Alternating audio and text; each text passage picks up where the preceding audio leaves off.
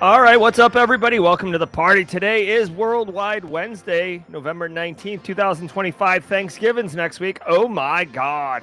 If you're looking to get informed on the top cyber threat news of the day while engaging with an amazing community of active cybersecurity professionals and go beyond the headlines of what those top news stories are to get insights and value props and just so much more of your morning brief, well, then you're at the right place. This is Simply Cyber's Daily Cyber Threat Brief. Every day, 8 a.m. Eastern Time, we're going through the top stories. I'm taking my 20 years of experience, applying it, helping you level up as a practitioner, go beyond your normal routines, deliver excellence for your business stakeholders, be the CEO of you, crush job interviews, all of this and more. It's all about good times here at Simply Cyber. Let's go. We're off and running on this beautiful Wednesday morning.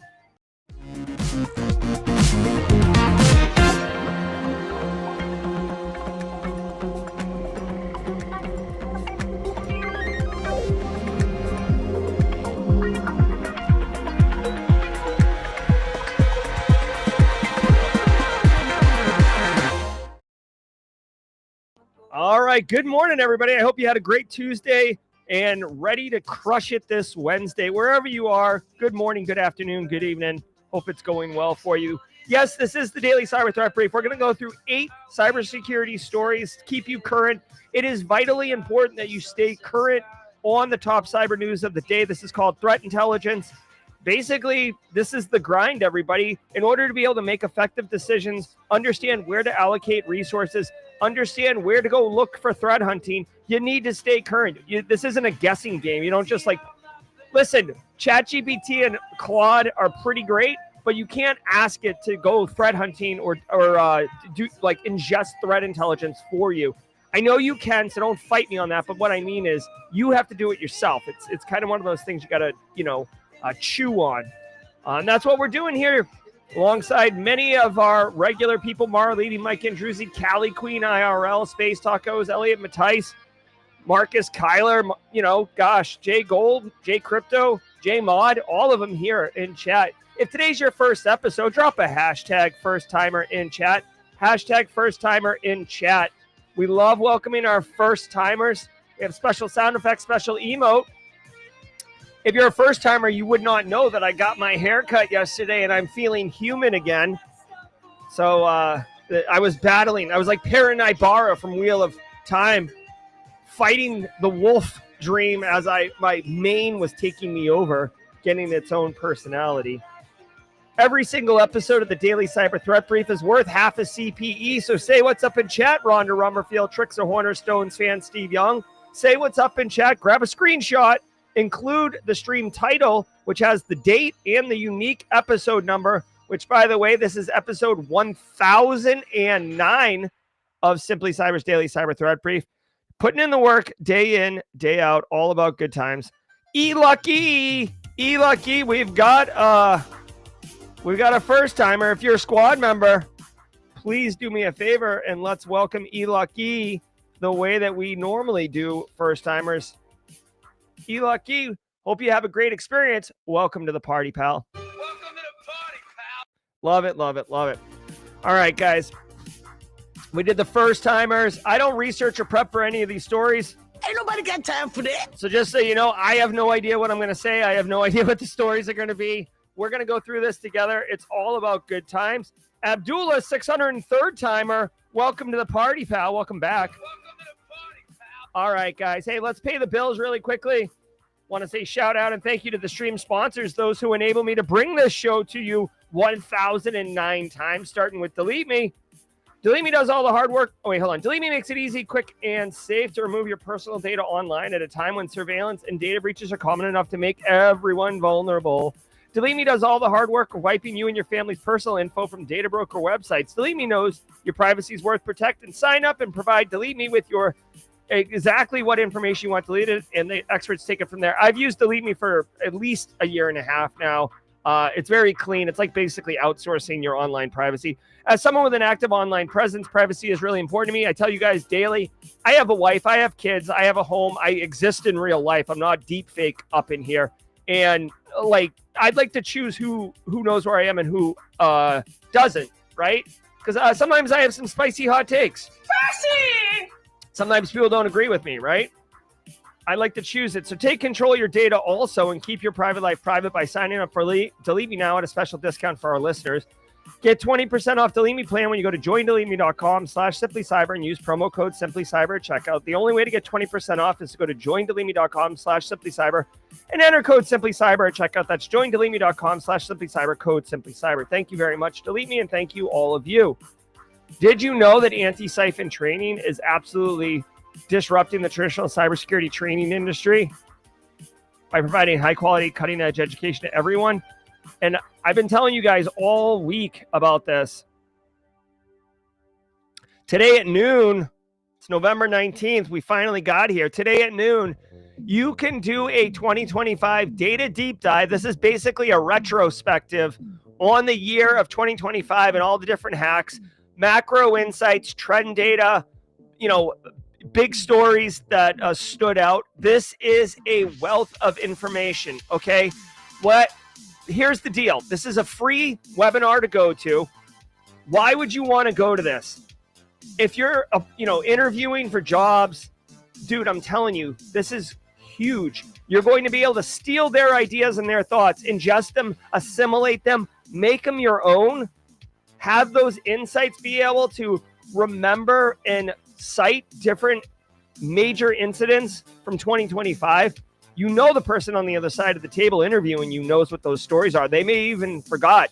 It shows that you're proactive. It shows that you're analytical. It shows that you know what's going on and that you put in the effort. This is a huge opportunity. Plus, if you're an active practitioner, the best way to prepare for 2026? It's called lessons learned. I know it's super boring. Oh my God, Jerry, why would we follow process? The best way to learn is from your mistakes and from other people's mistakes. Go check this out. Go to anti-siphontraining.com today. I'm going to do everything I can to be there today, so you'll see me in chat. All right, we are going to go around the world in just a hot minute, so giddy up on that. And lucky, you're about to see how powerful and amazing this community is. Let's get a quick word from ThreatLocker, and then it's Daft Punk all up in your face. I want to give some love to the daily cyber threat brief sponsor, ThreatLocker. Do zero-day exploits and supply chain attacks keep you up at night? Well, worry no more. You can harden your security with ThreatLocker. Worldwide, companies like JetBlue trust ThreatLocker to secure their data and keep their business operations flying high. ThreatLocker takes a deny-by-default approach to cybersecurity and provides a full audit of every action allowed or blocked for risk management and compliance. Onboarding and operation is fully supported by their US-based Cyber Heroes support team. Get a free 30-day trial and learn more about how ThreatLocker can help prevent ransomware and ensure compliance. Visit threatlocker.com/dailycyber.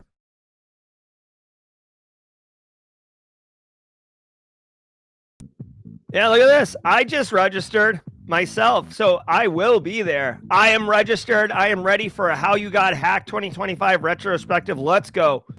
But before we do that, now, lucky, you might be like, dude, I was told the show did the news, and we do the news like a boss. But on Wednesdays, every single day has a special segment. Wednesdays is particularly special. Mondays, we focus on one community member. On Wednesdays, we focus on all community members. So lucky, first timers, Abdullah 603rd timers. All I want to do is set the timer to 2 minutes, 22 seconds. Mods, get ready. Going to ask you to tell me where you are, what country you're in, and I'm going to use this map that Marcus Kyler developed. Marcus Kyler's in chat. Thank you, Marcus Kyler.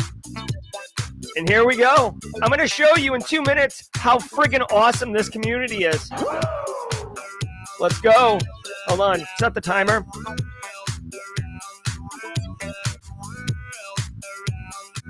All right, there we go. Timer set. Go.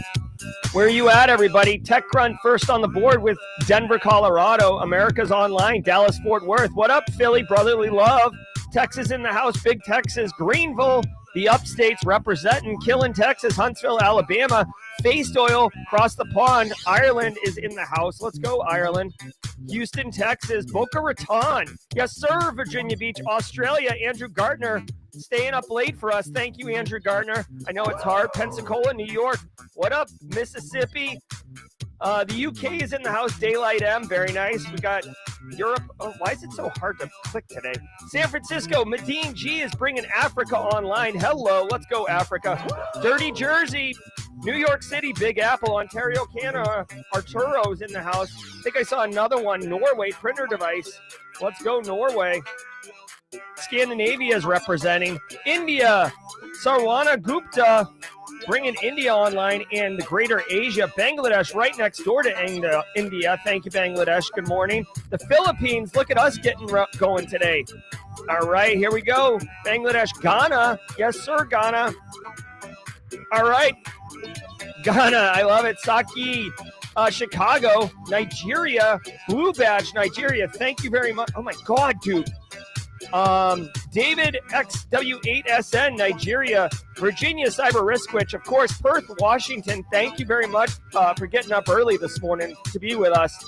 Queens, New York is in here. Minneapolis, I love it. Steve Young, always in chat. Charlotte, I do like Charlotte. Good to see you, Charlotte. Queen City, I believe. What else, dude? South America, where you at, bro? Tanzania. All right, Africa's flexing for first pole position today. Where is South America? Andres Molina, can we get Colombia online? Argentina, Peru, Ecuador. Where you at? Paraguay sometimes is in here. Chi-Town, 260 people. We don't have a single South American. Cyprus, yes sir. We got the Mediterraneans online. Chile, Melly Pass Flora. Thank you for coming in right at the deadline. Yes sir. And Melly Pass Flora, I don't recognize your profile graphic, so I don't know if you're typically a lurker and jumped on to save us from not getting the full thing. But we're doing it, guys. Check it out now. Lucky, this is what's up. North America, South America. Holy crap! I didn't know Norway owned these islands up here. What's going on up here, Norway? Wow. Okay. Europe, Africa, you guys took pole position with all this representation.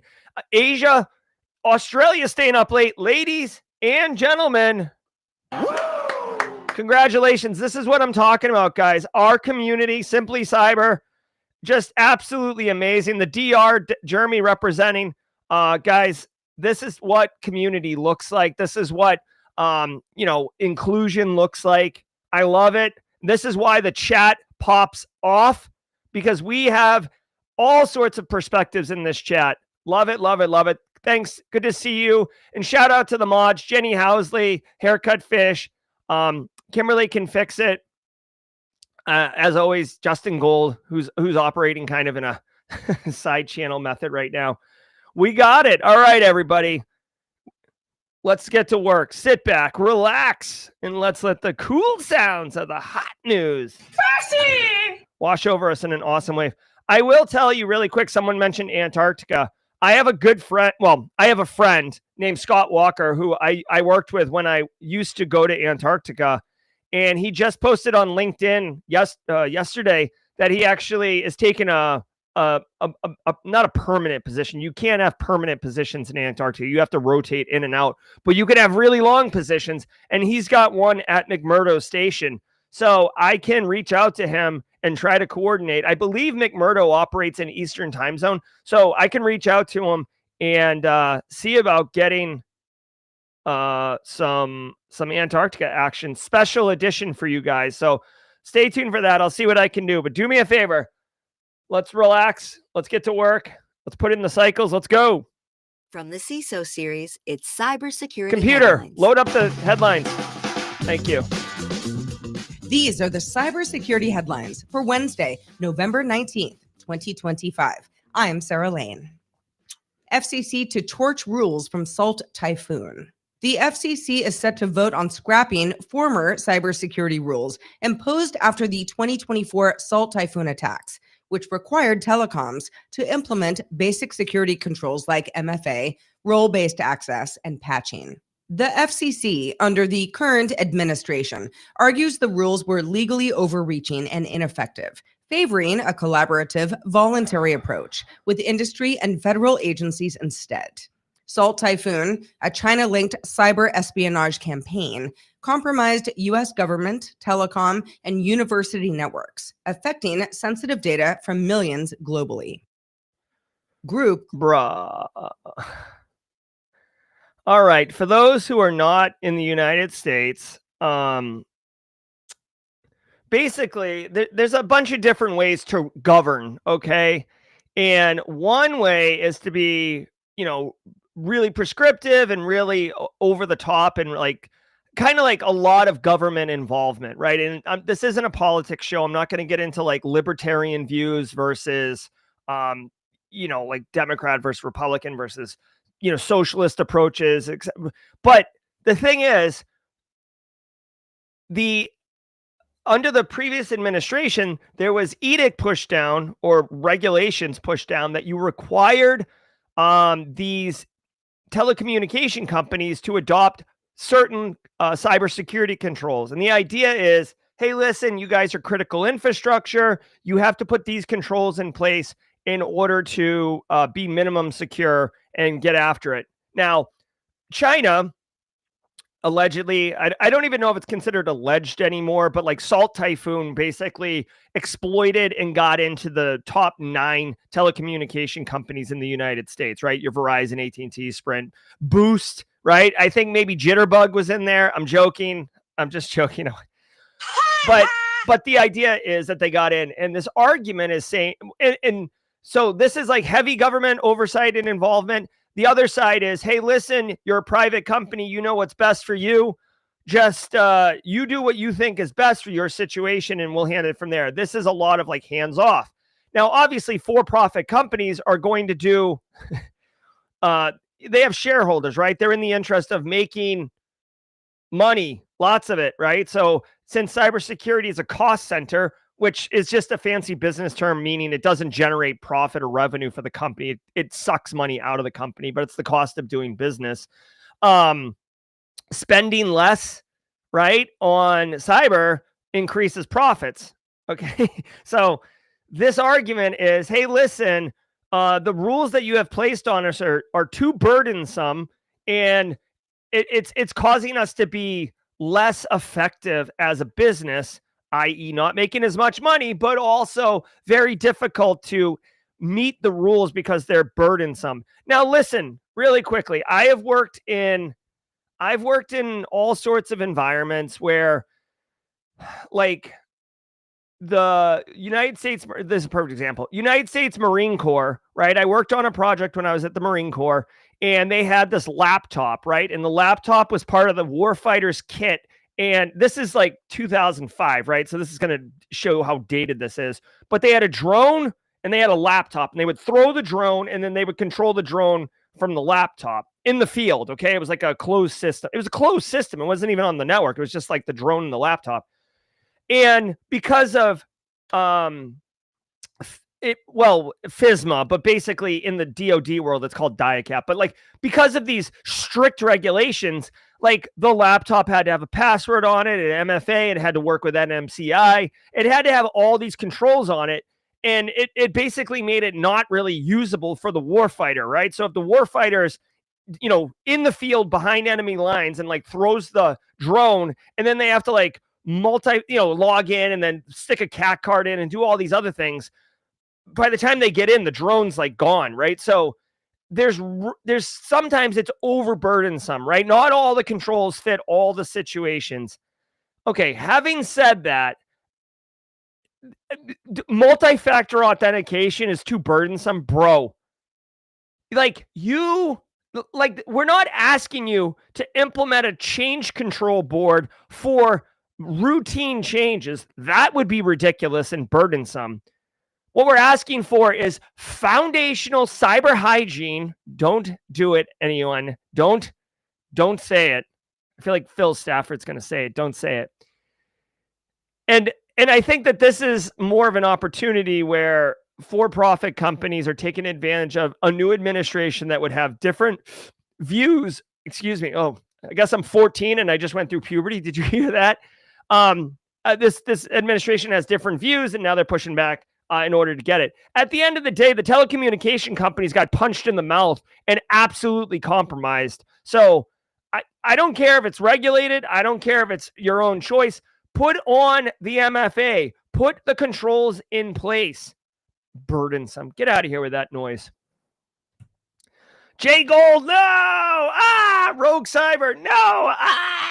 I'm melting. Oh, Sci-Hi. Oh, what a gross word. I don't even know, like, what would be worse? Like, quishing, Sci-Hi, eating sour cream. Ugh. Claims hits on Danish party websites. Pro-Russian group No Name 05716 briefly knocked several Danish political party sites offline with DDoS attacks ahead of local elections. But officials say voting was unaffected because ballots are counted by hand. Targets included the Conservatives, Moderates, Social Democrats, Red-Green Alliance, and the Copenhagen Post. Danish authorities reported a broader spike in nuisance-style DDoS attacks from Russian-aligned groups in the week before the vote, mirroring similar activity seen during elections in Moldova, Poland, and Romania. All right, so, I mean, this is essentially a ideological hacktivist terror attack, which, I mean, basically didn't really disrupt anything. This is more optics than it is anything else, because those Danes, they count the ballots by hand, which is very, like very artisanal, right? I feel like that's happening down in the Village in Soho, right? And you New York City people, I don't even know if that just made sense. It's like me talking about California people taking the 405 to the 1 to the 17 to the 248 up the PCH. Like, I don't even know if those things make sense, but it's on brand. Like, this is, dude, I guess the more things change, the more they stay the same. We just had a story yesterday of a Kenyan government website being defaced. Now this pro-Russian group is defacing Danish websites or denial of service attacks. This is just to shake confidence and scare people, not really doing any disruption to the political process in Copenhagen. So, yeah, it just, if anything, to me, like, this doesn't, two things. Number one, from a GRC perspective, this is great business continuity, right? It's not even business continuity. It's actually great risk management. The Danes realize that if they do an online or digital election, they introduce the risk of having hackers or, activists disrupt that operation. So in the world of risk, we can mitigate the risk, accept the risk, transfer the risk, or just get rid of it altogether, right? And that's what they've done here. By taking it offline and making it a hand ballot, they eliminate all the risk. There's no cyber attack that you can do to disrupt counting by hand. Okay. Now, if we wanted to get creative, I could think of a couple scenarios where cyber attacks could disrupt the hand count, but it's ridiculous. Hyperbolic scenarios where you're attacking the individuals' lives personally that are doing the hand counting and threaten them, so you manipulate them. But whatever. All right, let's keep going. Way to go, Copenhagen. Also, by the way, just as a quick side note, Simply Cybercon 2026, the dates are set. I signed the contract yesterday. It's going to be November 8th and 9th in Folly Beach, South Carolina. It's a 2-day conference based on feedback from this year. We will not do the training the day before, also based on feedback.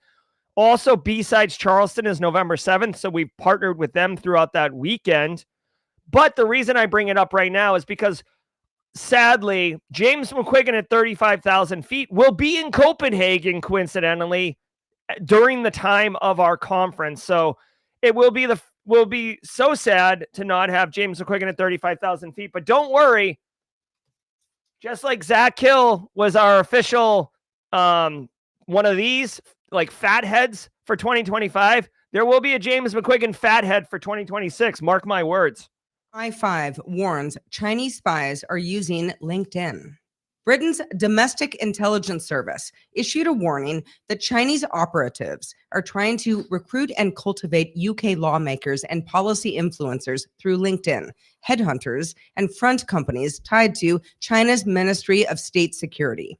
The alert names 2 suspected recruiters and says economists, think tank staff, and government officials have also been approached.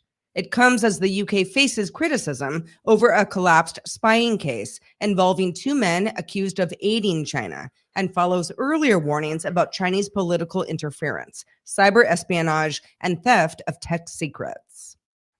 Team. Yeah, I mean, guys, Jesus, like from the office of like Captain Obvious, so like there's a bigger story here. And by the way, one of the things I like to do is go beyond the headlines, deliver value, insights that are applicable to you at work, right? So for many of us, we're not worried about MI5, talking to like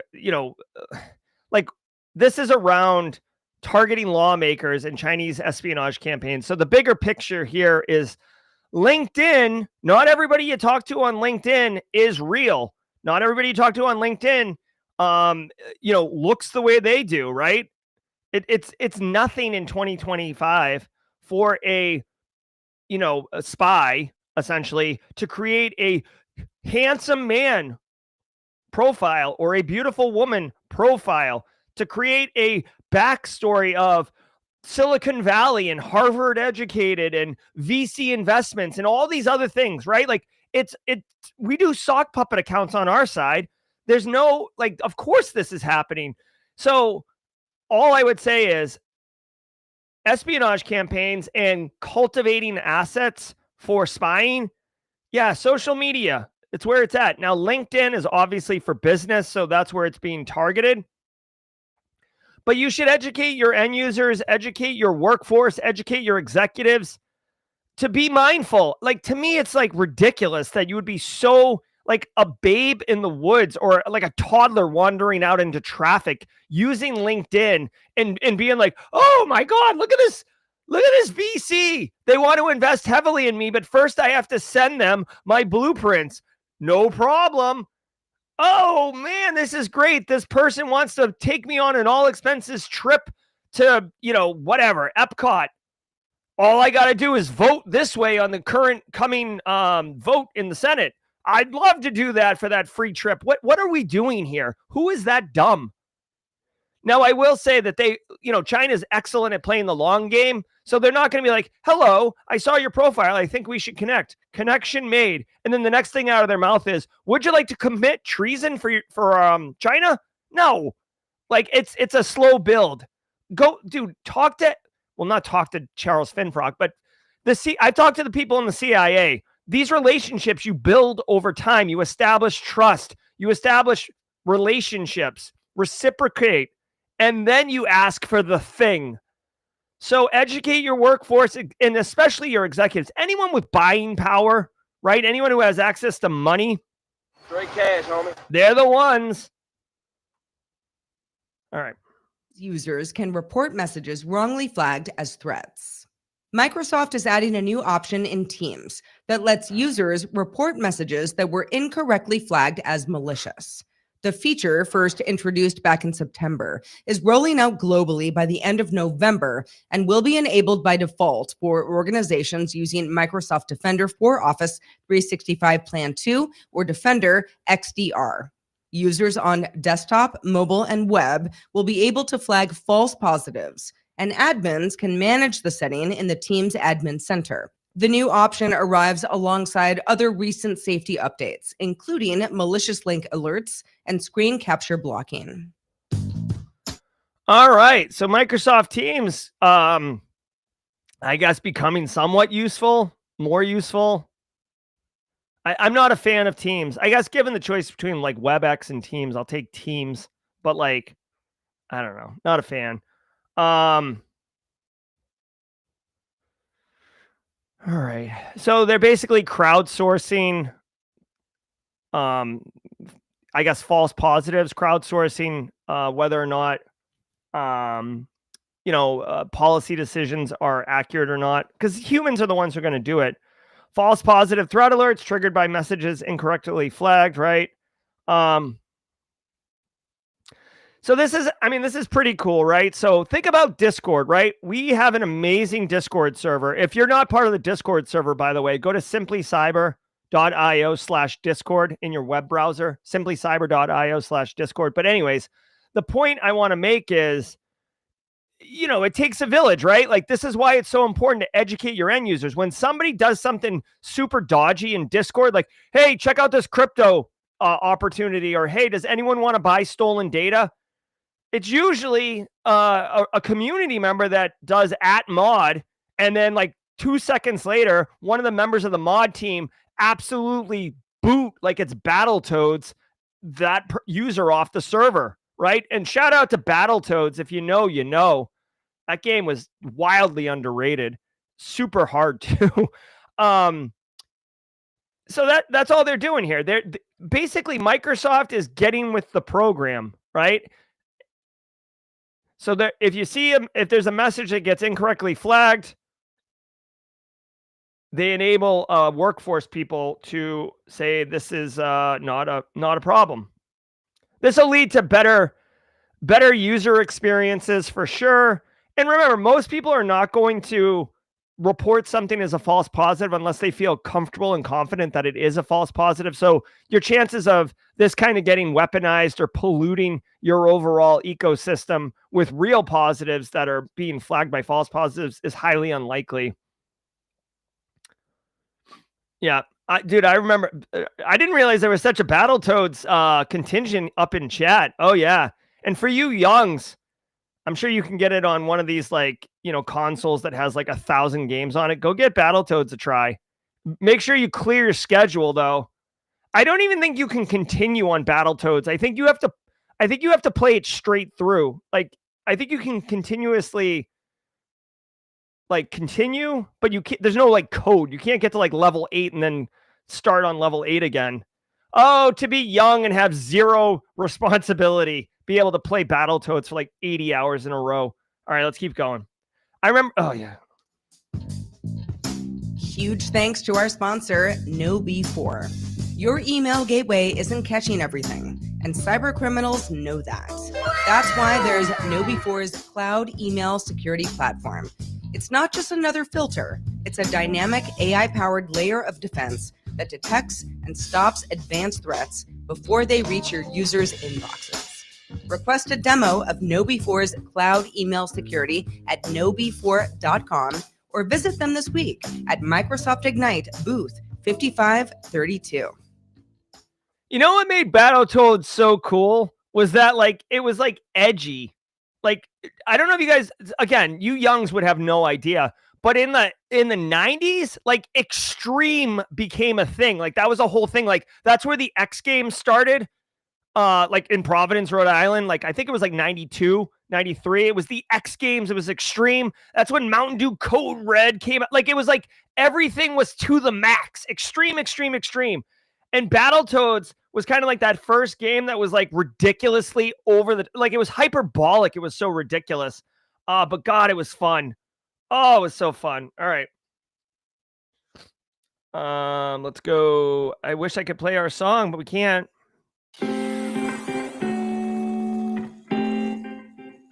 All right. Hey, real quick, I see a lot of squad members. Ray W699. What's up? Ben or Bern Rosario. Good to have you guys here. Guys, I want to say shout out and thanks to the stream sponsors.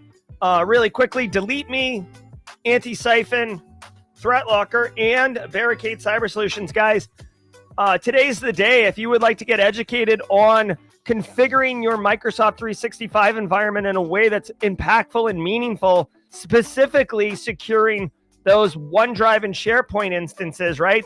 Your workforce, every single person in your tenant gets a OneDrive. So are you properly configuring it by default, including guest access, sharing links, retention, folder redirection? Are you even compliant? Well, you're going to learn all of that and more in this 1-hour webinar today at 1 p.m. Still time to register for that. Eric Taylor is going to be the one hosting it. I'm going to drop a link in chat to it as soon as I can type correctly. Webinars.barricadecyber.com. Go get some of that hot action. Thank you, Eric Taylor and the Barricade team, for bringing this bi-weekly series. So if you missed today's episode, I think you can watch it on repeat, and you can catch the next live one 2 weeks from now. A great series. As always, I appreciate all of you. We had the fun activity at the Midroll Worldwide Wednesday, where we did, in fact, go around the world, because this team is awesome. So let's keep going, keep cooking on the news. Let's go. NPM packages abuse AdSpec. Code Brew, you know it, dude. Socket researchers found 7 malicious NPM packages using AdSpec cloaking to filter victims from security researchers before redirecting users to crypto-themed scam sites. The packages, uploaded by a threat actor called Dino Reborn, collect detailed device and browser fingerprints, send them through a proxy to AdSpec, and decide whether to show this should have an infographic that leads to a malicious crypto site or a decoy page meant to fool analysts. All packages have been removed from NPM, but researchers warn this cloaking plus open source distribution method will likely reappear under new names. Bruh, this absolutely deserves an infographic. All right, hold on. There's a blog post. Maybe the blog post has the infographic. Let's go. Come on. I'm rolling a D20 dice here. We got some screenshots. We got some source code. Okay. I feel you, my guy. We got some Cyrillic comments. Russian-based or Belarusian. Eastern European, no doubt. All right. I don't see a process flow diagram. All right, here's a pretty cool situation. I'm going to drop a link to the actual blog post. So here's the deal. NPM packages have been, compromised and polluted.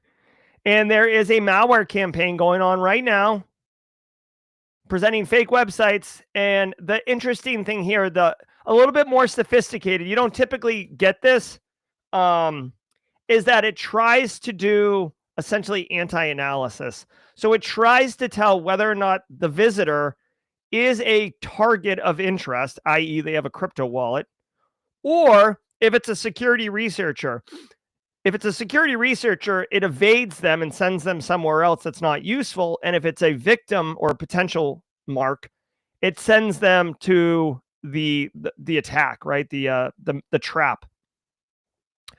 If you didn't know this, this is how sophisticated malware works. Really good malware has anti-analysis and evasion techniques.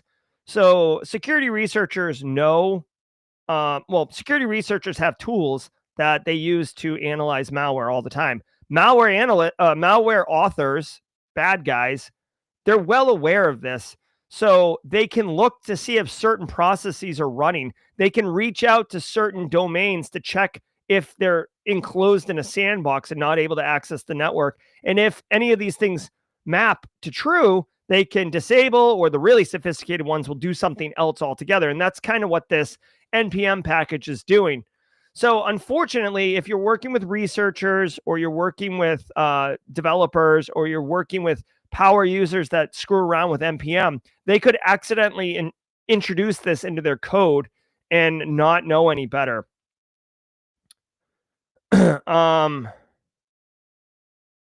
to see how you could figure this out.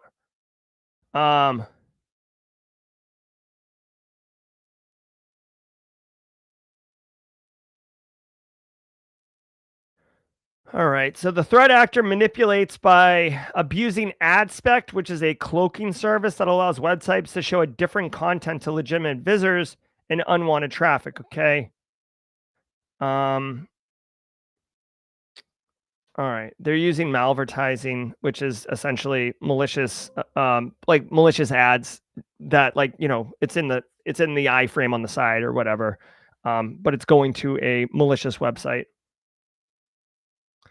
Honestly, this is a interesting development, right? So the NPM polluted packages and the malware in the software supply chain, that's been done, right? Not to say it's not important, but like we've seen that multiple times.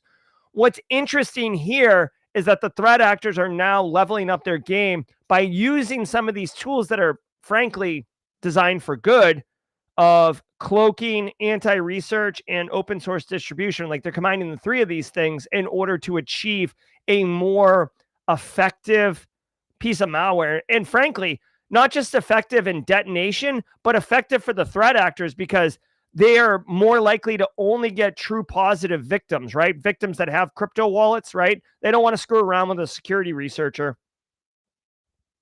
So let's see. What's one supposed to do here? Holy crap, the malware is only 39 kilobytes. That's very small. That would work on a Commodore 64. I joke, but you get the point. Drink. All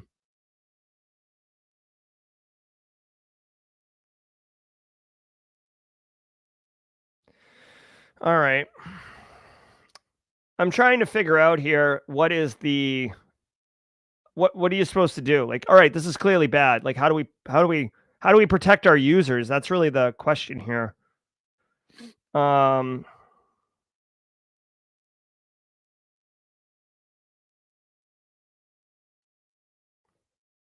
right, the packages have already been removed. So, this is like almost a retrospective at this point, but the technique doesn't change, right? The threat actors still exist. The humans are still there. They still have the code. They can just introduce it into a new NPM package or into a PyPy package or anything, right? So the threat actor has an email address of geneboo@proton.me. I mean, I don't know if you can look for that in your environment. Probably not, but email addresses can be changed quite easily. URLs, domain names can be changed quite easily. Yeah, you can see here. It's likely to reappear with a brand new facade, of course. Until you arrest or make the person behind the keyboard disappear, this is just going to... It's like having a rash, dude. Yeah, you could put some medicine on it. It'll go away, but you haven't treated the problem. It's going to come back. All right. Sadly, this doesn't... The only thing I can give you here is it says network defenders should monitor for adspec-proxy.php and adspec-file.php across any of their domains because they're reliable indicators of the threat actor's toolkit. So unfortunately, I don't know why. Like, it's a file name, yes, for sure, but like you can change those things. I don't know if the adspec is not something the threat actor can configure. It's just what they're weaponizing, but I'll drop it in chat. You can look for it in your SIM. If you see it, you might want to take action. Sneaky 2FA phishing kit adds BitB pop-ups. The Sneaky 2FA phishing... I'm also going to drop a link to this blog post that goes into much more detail. As a service kit now uses browser in the browser, also known as BitB pop-ups, to mimic Microsoft login pages, tricking victims into giving credentials and session data. The attacks employ bot protection, conditional loading, and obfuscation to evade detection. Researchers warn that phishing-resistant methods like passkeys can be bypassed via malicious browser extensions or downgrade attacks. Push Security emphasizes that identity-based attacks remain the leading cause of breaches and urges users and orgs to exercise caution and enforce conditional access policies to prevent account takeovers. All right. Google Chrome. All right. So a couple things. Browser in the browser attack, okay? And I do want to give a quick shout out. They mention here that this technique was first documented by Mr. Docs in March of 2022. Anytime this guy comes up, I love mentioning him. I don't know who this person is, okay? They are a security researcher. They do amazing work. As far as I know, they don't want to be known. Maybe I'm mistaken, but I don't know who they are. I've never heard their name. Their blog is awesome. Their research and work is awesome. This person is legit. I'm going to drop a link to it. If you didn't know about him, I feel like a lot of people don't talk about it, but it's very good stuff. All right, so what is the deal here? Browser in the browser attack. Let me explain this to you. And this is like definitely one of those ones that you can say in a job interview. The person interviewing you may not know about it. The end users may not know about it when you educate them. But here's the deal. In your web browser, you have seen pop-ups, right? Of course you have. Pop-ups happen all the time. Pop-up, pop-up, pop-up, pop-up.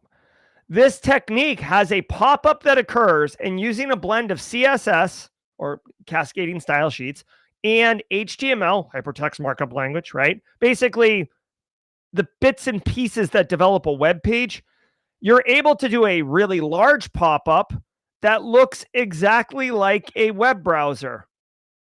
And because you now control it as the threat actor, you can make the domain name say anything you want, including Microsoft.com. Very legit, right? And then you can make a login page look exactly like Microsoft.com's login page or Google's login page or whatever, whitehouse.gov. Because you control the entire frame, you can make it say anything you want.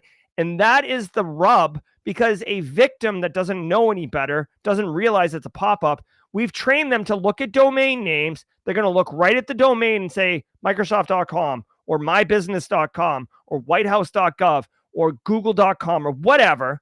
And they're going to be like, this is legit. I log into this every day. This is what it looks like. This domain name, because Jerry always tells me to make sure the domain name makes sense. Here are my credentials. And then threat actor moves on with this. Now it says 2FA phishing kit. Again, if they control the whole thing, they can do an adversary in the middle attack where they take your creds and immediately fire them off to the correct website. And then when they get challenged for 2FA, since they control the browser and the browser pop-up, they can flip it and make it ask you for your 2FA code. You type it in, they steal it, they pass it on, and now they are logged into your account. And because they're controlling the browser and the browser, they can give you a server error, a timeout issue, bad 2FA, whatever. They can do anything. They can do anything. They control the damn pop-up. And now threat actors in there.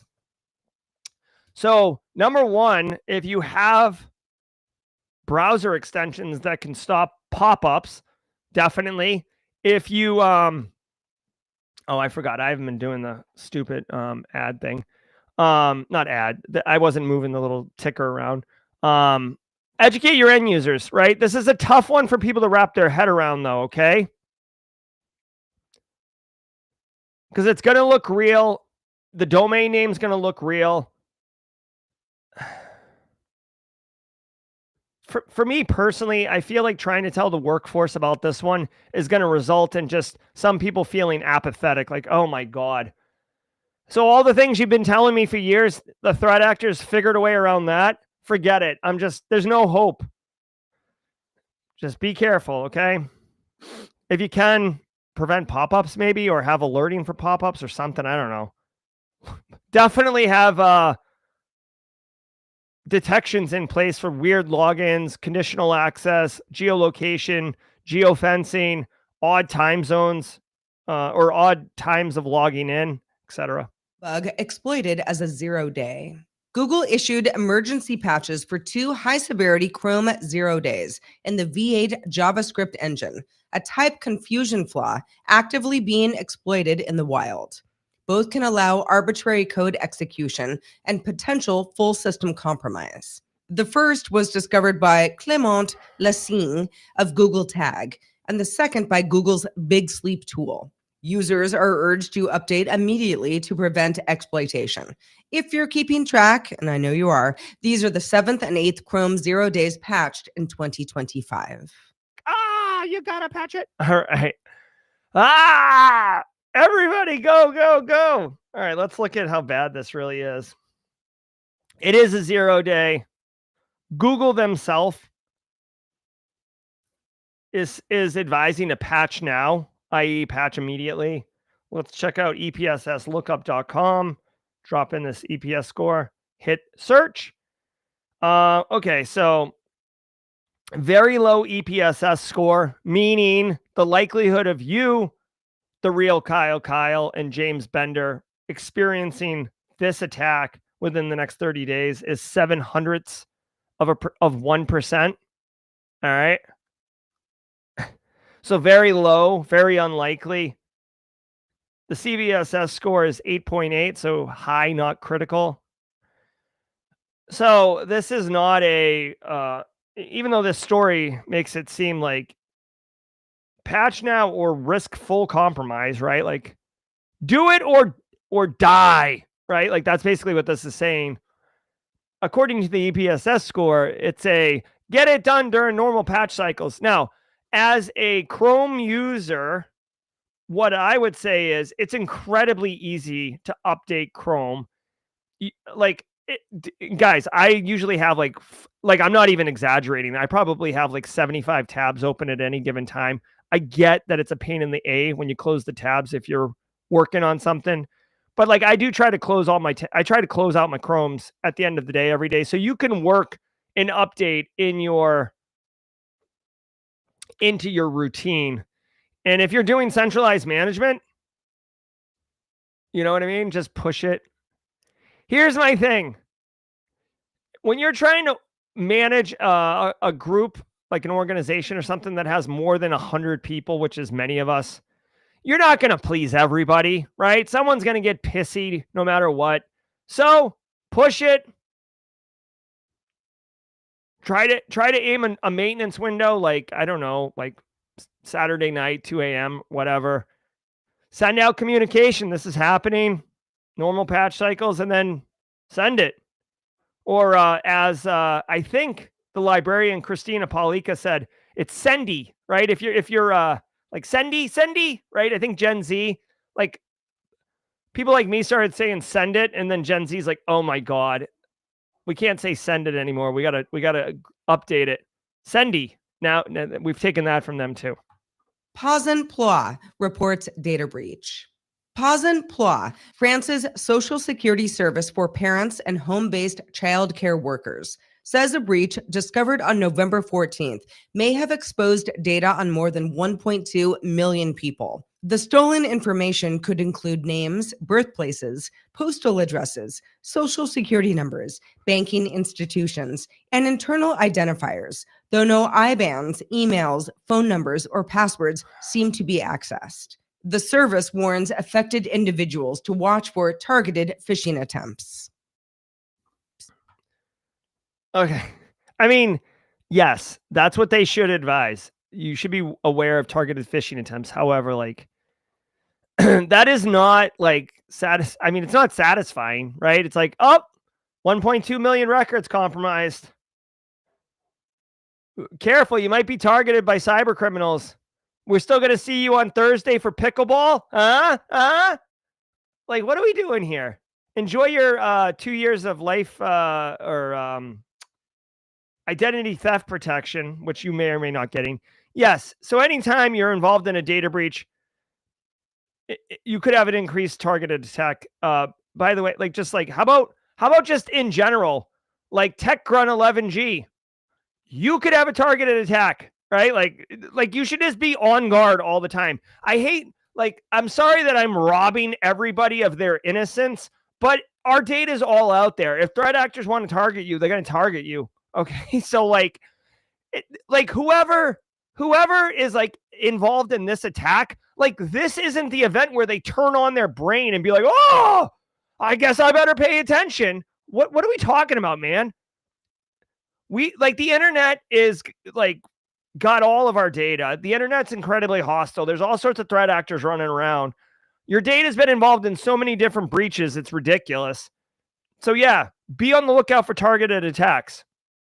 And by the way, targeted meaning like in this particular instance, threat actor pretending to be from like some caregiver organization offering you a job or something like that. Just be on the lookout all the time, man.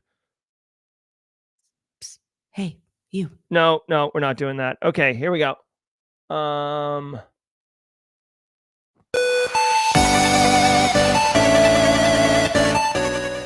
All righty. Here we go, yo. Here we go again. What's my weakness, man? Okay, then. All right. Hey, that's a Salt and Pepper reference. Great song. Memorable. Drink Space Tacos. Guys, I hope you had a great show. Today was episode 1009 of your Simply Cyber Daily Cyber Threat Brief. It was an absolute pleasure to serve. thank you for the opportunity. I relish and appreciate every single day that I get to come out here and yell in my garage in my shed by myself. It's really, really an honor. Thank you for this opportunity. Don't go anywhere because we have a 30-minute AMA session. I will answer any and all questions that you have. If Luck E is still here, yo, how was your first time?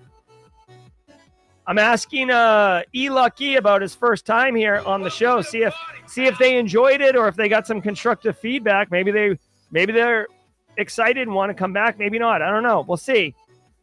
Whoops, guys. I'm Jerry from Simply Cyber. I'll take it from here. I'll go. Oh wait, excuse me. I'm Dr. Gerald Auger from Simply Cyber. I'll go get Jerry guy. If you guys got a boogie out of here, have a great day. To everybody else, I'll see you in a hot second. Let's go.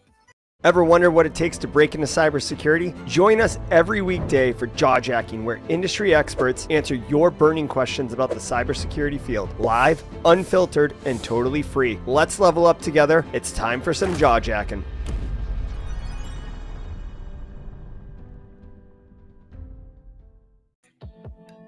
What's up, everybody? Welcome to Jawjacking. I'm your host, Jerry Guy, coming hot off the heels of the Daily Cyber Threat Brief, hosted by that nerd, Dr. Gerald Auger. Oh my God, dude, can you pump the brakes on MFA and FCC regulation? I know the FCC won't let me be or let me be me, so let me see. So just chill on all that. In all seriousness, though, this is Jawjacking. I cannot do one-on-one mentoring. I just don't have the time for it. But I do love the opportunity to serve and help as many people as I can. So we have Jawjacking. It is a mentor at scale 30-minute show. Many people have the same question. So if I answer once, I can help multiple people at the same time. Drop your questions in chat with a Q. It can be career-related, cybersecurity related, simply Cybercon related, Jerry related, whatever it is. You got me for 30 minutes. I'm going to be doing a lot of recording today. Super excited.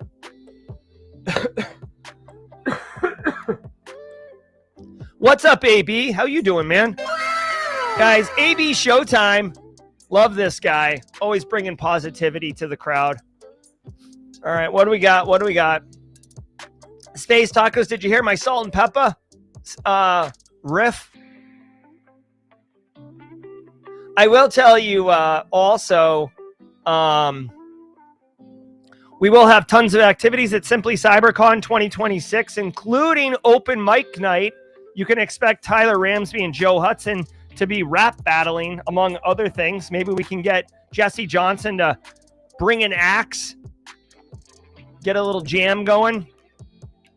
All right, Rich464 with our first question says, have you heard anything about the Samsung backdoor apparently built by Israel? China looking to ban Samsung, and Brazil may follow suit. I had not heard of that, but I'm not surprised. Let's take a look at this. Samsung backdoor. Oh my God, hold on. Is this the landfall one? We did cover this on the show a couple weeks ago, I feel like, but is this what you're talking about? Because there's a difference between I haven't heard about this. If this is just spyware, like a backdoor spyware, I don't know why they would ban Samsung. Now, if Israel has been able to get into the supply chain and actually bake in the backdoor to the devices, that is much more wild and complicated. And I wouldn't put it past them, because remember, guys, it was a horrible, horrible attack. But do you remember the pagers, exploding pagers? That was getting into the manufacturing supply chain of technical devices. So Samsung's a really super legit technology product maker. So I don't know, but if this is, I don't know. I will tell you this. If China is looking to ban Samsung, that is going to have alarm bells going off at Samsung. China is a huge market and spends a lot of money on technology. So Samsung would take a massive blow if their tech was not allowed to be sold in China. So I'm just telling you right now, 100%, that's something that's going to be on their radar. All right, next question. Hold on. Give me a second really quickly. It's just me here, and I'm trying to flag these questions.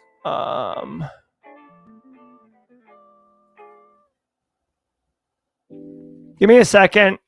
Put the Q because it's easy for me to find. All right, here we go. I'm going to do this really quickly. Hold on, what is this? All right, here we go. What's that shirt? Real Kyle. This is Kyrosec. Kyrosec is a pen testing company that Tyler Ramsby and I run. So if you're interested, go to kyrosec.com. Here.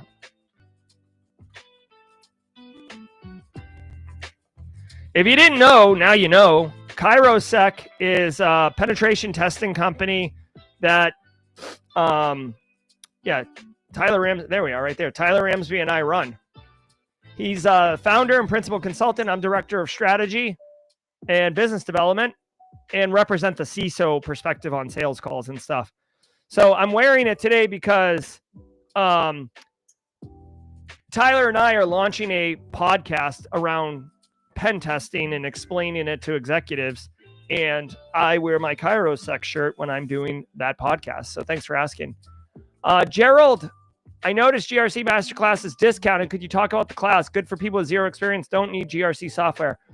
So we will be running, for those who are here, I started telling people, we will be, oh, thank you, Real Kyle. That's kind of you. We are running a Black Friday pricing at Simply Cyber Academy. It'll be 30% off. I'm announcing that it's effective November 22nd through 29th, but technically I already configured it. So you can use BF30 and get 30% off now. As far as my GRC masterclass, J to the E, it's our flagship course. Lots of people have taken it. 10,000 plus students have taken it. I've got tons of great feedback. I personally designed it literally to address a gap in the GRC training market because all the GRC training sucks. You need zero experience. I literally designed the course. I designed the course to give you an IT primer. So if you don't know IT, it'll help you out there. Then I go through every practical skill that an entry-level GRC or junior GRC analyst would be expected. Then I show you how to clean up your resume, clean up your LinkedIn, go find a job. Every section of the GRC course has resume bullets that if you complete it, you get the bullets. You don't need any special software, Excel, spreadsheets. All right. Also, I teach you how to do awareness training effectively. I don't know if you guys saw. I promised you yesterday on stream.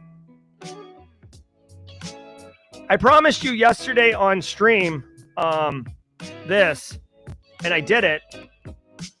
Right? I told you I would make this click fix awareness training thing. I did it right here. So you can steal this, okay? I literally made this so you could stick your own company logo right here. I made it super agnostic. This is an example of what you would learn in my GRC masterclass. So yeah. And again, because I have a financial interest in you buying that class, I totally want to call out that don't take my word for it, okay? Like, I would love for you to buy it. I think it delivers great value. It's how I help fund Simply Cyber. But ask someone else. Ask somebody who doesn't have a financial interest, okay? Just to be transparent. Rob Cooper, any resources on NERC, WEC, compliance standards, and auditing? Might have an interview. Bro, Sif. I do not have resources, but what I would say is Don Weber at Cutaway Security would be the absolute number one person to go to. 1A would be Mike Holcomb. Stones fan, if you want, Rob, how do I friggin', can you do me a favor, Rob? Can you put this question in chat again, just so I can copy and paste it? And I will send this question to Dawn and Mike and ask them, and then I will give you the answer, please. Do phone backdoors really matter with zero-click attacks being a thing? Well, I mean, Justin, they're two different things. The zero-click is the initial exploitation. The backdoor is the persistence mechanism that would be deployed post-exploitation. So, yeah, they do matter because with a zero-click attack, you'd still want to load a persistence mechanism. If they're installed at the manufacturer, then, I mean, effectively, you don't need the zero-click attack because the exploitation is installing the backdoor at the manufacturer. No matter what, you have to have an initial exploitation, right? Always. So if it's backdoor at the 6.7, if it's the backdoor at the manufacturer, it's a zero-click attack, and then installing a backdoor, it's it's basically 6 1/2 dozen. What is making you excited for recording today? Any particular topic? Okay. So I'm excited about the CairoSec podcast. We're recording 2 episodes. That's going to launch in 2026. We're just getting some episodes in the queue. I have another 2 hours of recording today with Simply Cyber community members. Kamira and Jesse Johnson are coming on. I don't want to disclose it yet because I want to surprise everybody. But I have, okay, I'm not even exaggerating. I truly believe this. I have a video series coming out in 2026 that I think is going to be absolutely unbelievable. I think it's going to go viral. I think it's going to deliver ridiculous amounts of value to you. I think it's such a cool idea that I think other people are going to steal it. That's how insane I feel about this particular thing. So I'm keeping it under wraps because it's complicated. I have to review a bunch of things and combine. Like, it's not just me turning the camera on and being like, hey, in this episode, we're going to talk about auditing. It's like much more involved, but it's exciting. Look for it in 2026. I will say, GRC Mafia, you are going to be digging it. All right. Space Taco says that my salt and pepper was good. Push it real good. Do. I will tell you, salt and peppers, they're having a tough time with the record labels right now, stealing their property. Jared Rodriguez says it's been a year since he found Simply Cyber. Jared, my man, happy anniversary. Let's see. Continuing to look through chat for questions. Do you see larger enterprises? Oh, hold on 1 second. I see Rob put this question in here. Hold on. Sorry, group chat. I just put the question in group chat that I had because I just needed to get it off the clipboard. Do you see larger enterprises, SOCs integrating CTI teams into their ops? Could you briefly explain how they can be effective defenses? Sure. Okay, so first of all, large enterprises are the ones that actually have in-house SOC. A lot of small, mid-sized businesses outsource their SOC to MDR or MSSP providers. CTI teams, that's a luxury. You're only going to see that at larger enterprises like maybe financial services companies, right? So as far as integrating them, the way that they would be integrated is a CTI person is going to be like on the bleeding edge of what threat actors are doing, what they're developing, what's real, what's going to surge tomorrow, what techniques are they evolving. This is what a CTI analyst does. They're basically, they do more than this, but they're kind of like an undercover agent, right? They're spoiler alert for Reservoir Dogs. If you haven't seen Reservoir Dogs and for some reason you want to see it, you've got 5 seconds to block your ears. 5, 4, 3, 2, 1. Essentially, CTI analysts are like Mr. Orange in Reservoir Dogs, right? They're undercover. They're getting all the intel. Mr. Orange knows that the bank is getting robbed at noon tomorrow. That's why all the police were there, right?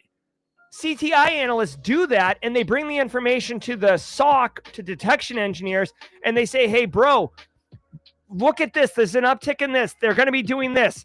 Get the detections in place. Look for these things. Block this website. Block this C2. Block this IP.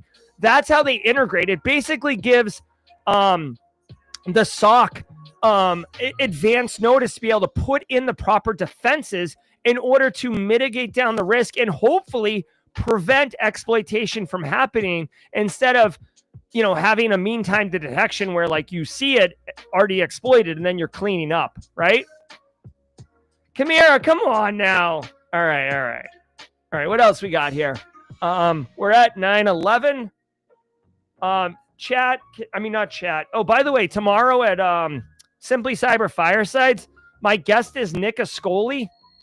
Dude, I gotta ask Kimberly to stop running this thing. Nick Ascoli, this guy is awesome. You guys want to talk about like community and like our people? This guy's awesome. Don't miss tomorrow. Nick Ascoli is going to be an absolute delight. I promise you. Really, really enjoy this guy. Okay, his vibes are epic. I just wanted to know, mod chat, if mods are here, can we is there a show at 9:30? Today's Wednesday. Is there a Simply ICS Cyber scheduled? Please, can you check and let me know, please? All right, continuing to look. AB, I was thinking about it yesterday. Are the State of SC meetups still happening? When's the next one? I haven't done one in a minute because the conference almost broke me, AB. But I can certainly do a I will do a State of Simply Cyber. Listen, here's the deal. For those who don't know, I'm going on vacation the last 2 weeks. I haven't taken a vacation in like 16 years. I'm going on vacation the last 2 weeks of the year. December 19th is my last day. I will do a State of Simply Cyber maybe as the last thing I do of the year. And it'll be a retrospect of 2025, but more importantly, it'll be about what can you expect in 2026, because Kathy Chambers is working with me like extensively now. Kimberly has increased her workload with Simply Cyber. So we've got a ton of amazing developments for 2026. So yes, AB, thank you for reminding me. I will take that for action. In fact, give me 1 second. Here's the deal. If it doesn't get written down, then it doesn't happen. And if it doesn't get put on my calendar, it doesn't happen. But I'm adding it right now. So bear with me. There you go. It's on the list, AB. I'll make sure when we run it, everyone can thank you for making sure it happens. Mara Levy at work. There's a push to ask third-party vendors more questions about AI. What's the big questions? Would love a video to learn more. Thanks, Mara Levy. Geez, that's a really difficult one. I guess when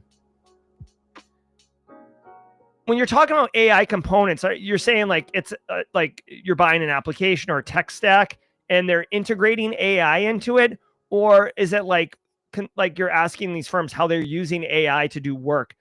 Based on your question, I think you're asking about integration.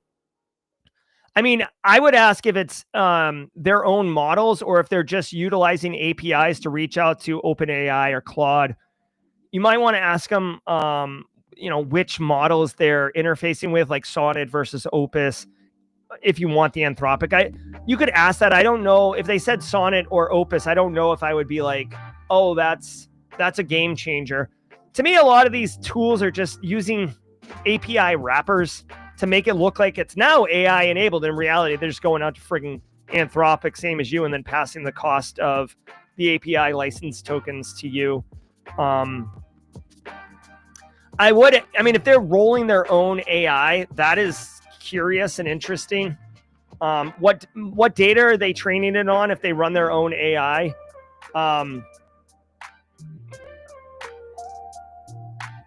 Yeah. What data of yours goes into their training, right? Because it's your data, right? They don't have a right to it unless you've said they have a right to it. But if they're just ingesting your data and then training their AI models on it, that's interesting and potentially problematic. So good question, Mara Levy. Looking at Discord. Oh, hold on 1 second. 1 second.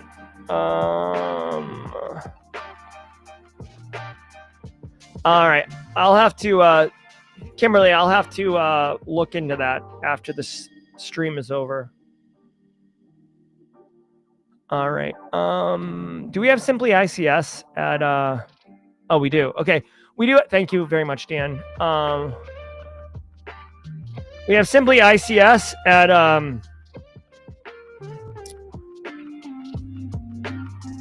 this is, hold on 1 second. This is at, 9:30 a.m. Eastern time. So, Stones fan, Rob, if you are interviewing at a OT job, they're talking about the value of ICS and OT exercises. This is definitely material that you can use to straight up wow the interviewers. Okay. All right. Continuing on with the questions. Do you ever reach a point, Jack Technology, do you ever reach a point of burnout? If so, how do you recuperate? Stoking that fire again. Yeah, so good question. Fair question. So I have reached burnout 3 times in my life. And burnout isn't like, oh, I'm just tired. Like, at least the way I've experienced it. I haven't studied burnout academically, so this is my own experience and anecdotal. I've experienced burnout 3 times. Twice was the same way. The first 2 times was the same way. So I thought that's what burnout was for me. The third time was a different experience. I also think it has a lot to do with what your work ethic is and how you perceive, yourself and what you allow yourself to do. Like, say you have a raging migraine, but you refuse to take the day off from work because you feel you need to work, right? For example, people do that. The first 2 times I had burnout, my brain stopped working. I literally, I usually have tons of thoughts going on all the time. I was just blank. It actually the first time it happened live on air during the Daily Cyber Threat Brief. I literally couldn't think. Eric Taylor had to come in and take over the show, which was embarrassing, but at the same time, I didn't have a choice. It took 36 hours to recover. I basically did nothing for 36 hours. And then I was just back to normal and I just leaned back in and grinded. So the third time was the Simply Cybercon 2025. Unfortunately, that was not something where I could just not do anything for 36 hours because I had an incredible amount of responsibility and it took weeks to continue to grind through it. Ultimately, I got through it and but it was dark. I was having a lot of mentally unhealthy. I was mentally unhealthy and that wasn't good. Right. So as far as burnout goes and dealing with burnout, personally, I like to recuperate, but 2 ways. I personally have found that physical exercise is a great way to help with burnout. Personally, I like to run. I know some people like to box. I know some people like to work out. Nick is on the elliptical. Derek pumps iron, whatever it is. I find that releasing the endorphins and engaging my body itself versus my brain makes me feel better, right? So that's good. Also, just kind of doing something you enjoy. I love analysis, right? So I've recently got back into Magic the Gathering, both digital and paper, which means the physical cards. And I love going through the physical cards and reading the text and thinking of interesting things I can do with these cards. So for me, that's how I please in chat, if you would like to share how you like to recuperate from burnout, please share it because it takes a village. And this is a really important topic and one that I'm glad that is very nice for people to talk about. Also, guys, this is why I'm taking 2 weeks off at the end of the year. I try to be a good husband. I try to be a good father.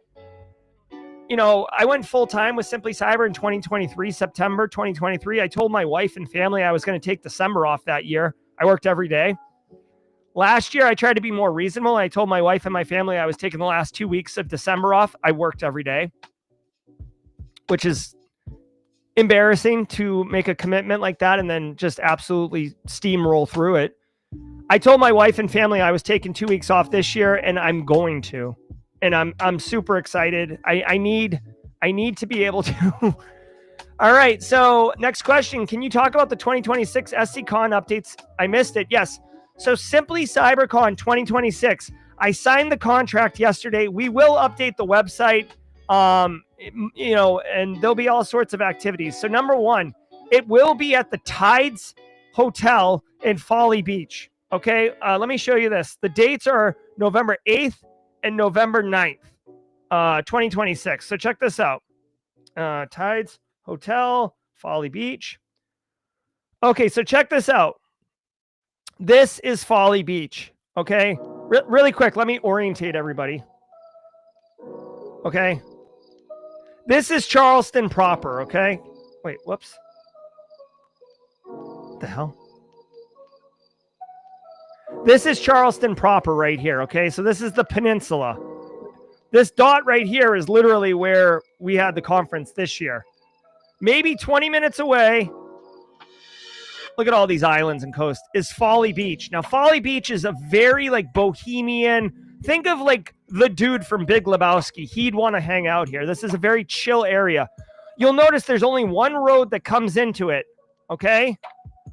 And at the end of that road is the Tides Hotel, which is where the conference is going to be. This hotel, like right, if you step right outside, this is the main thoroughfare right here.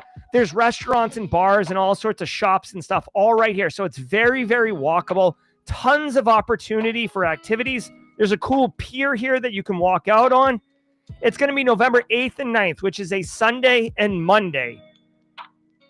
B-Sides Charleston is the previous Saturday. So,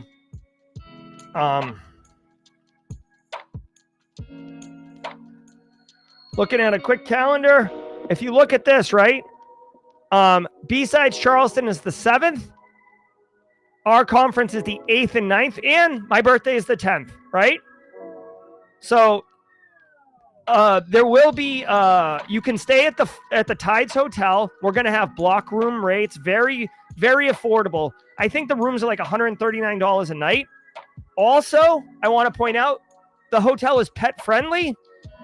I am trying to organize like family related like activities that like you might want to bring your kids with you, right? I can't promise that yet, but I will tell you, like, because it's pet friendly, we have dogs, we don't kennel. I will be bringing, like, my whole family is going to be staying here, including my dog. So I'm super excited. Cyber Risk Rich, I hope that answers your questions. I'm happy to talk about it. Are you and Kairosec interested in partnering on contracting ops? Yeah, Elliot, Matthijs. Yeah, we can absolutely do that. Here, let me drop this into Slack for, give me a second. I got to send this to Tyler. Bro.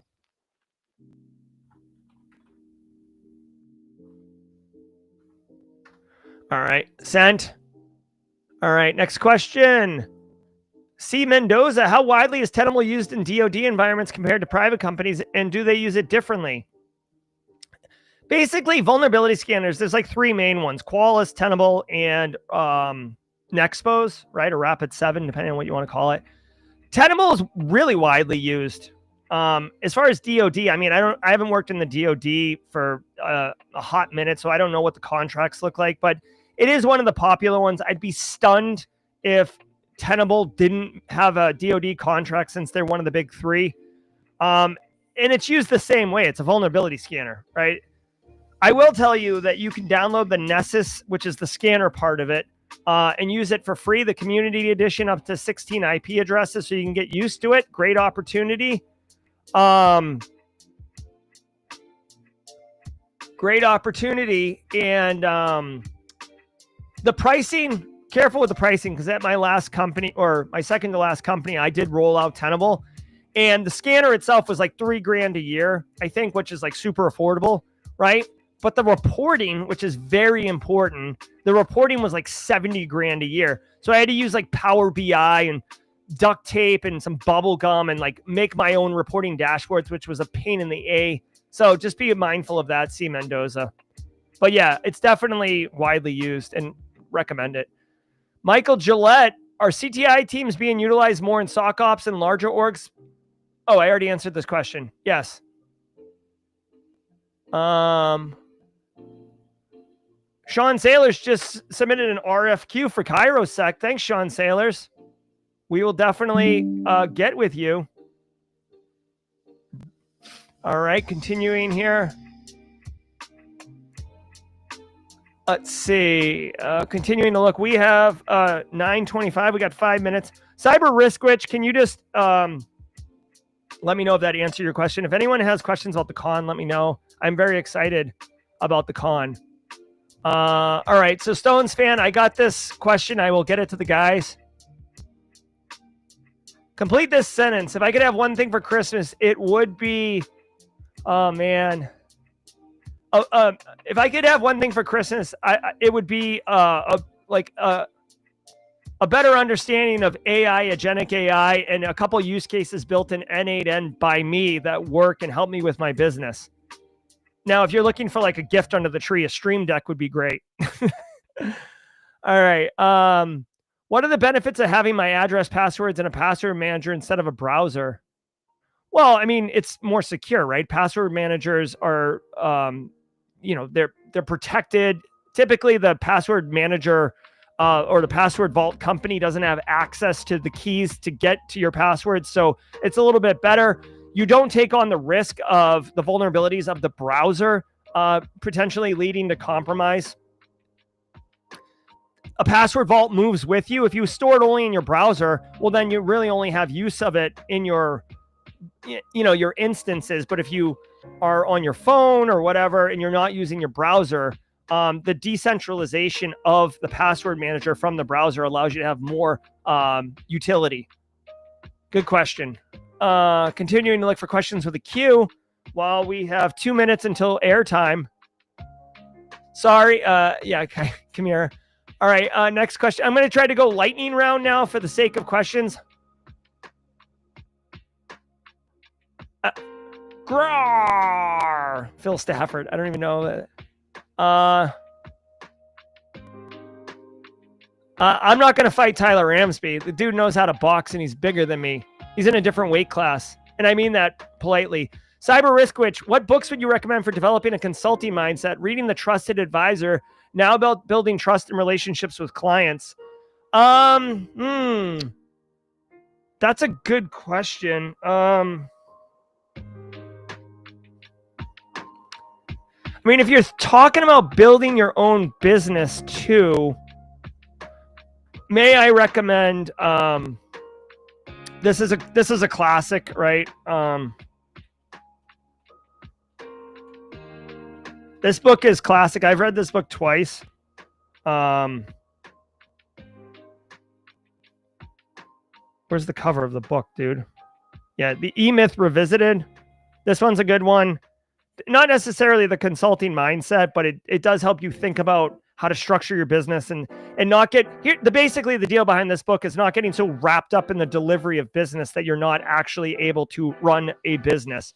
Now, if you're talking about working for another business as a consultant, I don't know a book off the top of my head, but what I would say is having high EQ, empathy, listening, and trying to understand what are the challenges and frustrations that your clients are dealing with is very important.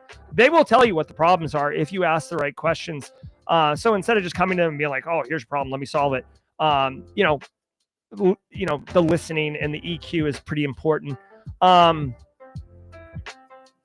mean, I was a consultant for years.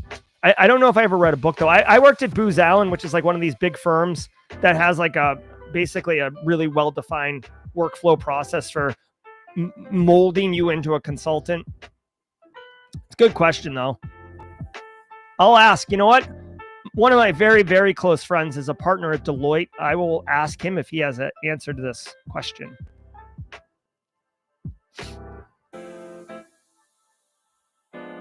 Hold on, let me, my friend's group chat is getting blown up here. Book on consulting mindset.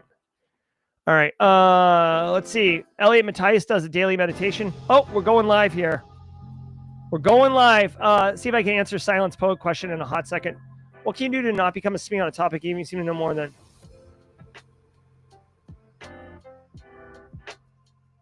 I don't know why you wouldn't want to be a SME on a topic, but I mean, basically, I guess the way to do it would be the way that you present yourself, right? So constantly be talking about other things besides the thing that you're a subject matter expert on, but, you know, like basically show that you're a jack of all trades and a master of some.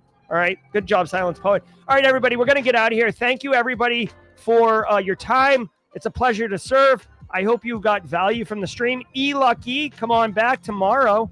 And I'm Jerry from Simply Cyber. Let's go raid this ICS Cyber.